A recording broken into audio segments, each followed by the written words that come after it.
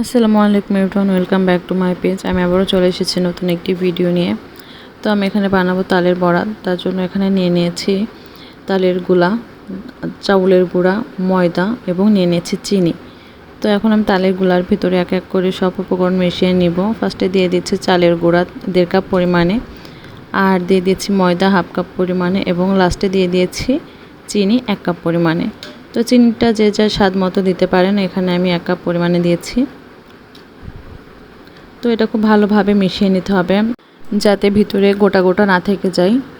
তো আমার মেশানো হয়ে গিয়েছে, এখানে একটু ভালোভাবে ফেটিয়ে নিতে হবে। তো এই পর্যায়ে আমার মেশানোটা হয়ে গিয়েছে। তো সাইডে রেখে আমি এখন চুলায় একটা কড়াই বসিয়ে দিয়েছি। তো কড়াইয়ে দিয়ে দিব তেল। এখানে একটু বেশি করেই তেল দিতে হবে, কারণ বড়াগুলো ডুবো তেলে ভাজতে হবে। তো তেল দেওয়া হয়ে গিয়েছে, তারপর আমি অপেক্ষা করব গরম হয়ে আসা পর্যন্ত। তো গরম হয়ে আসার পরে আমি এখানে দিয়ে দিব এক এক করে বড়া। তো একটু সাবধানতার সাথে দিতে হবে, কারণ এখানে তেলটা অনেক বেশি গরম।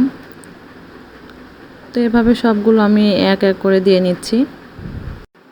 তো বড়াটা মিডিয়াম হিটে ভেজে নিতে হবে। হাই হিটে ভাজলে কি হবে, এটা পুড়ে যাবে কিন্তু ভিতরে কাঁচা থেকে যাবে।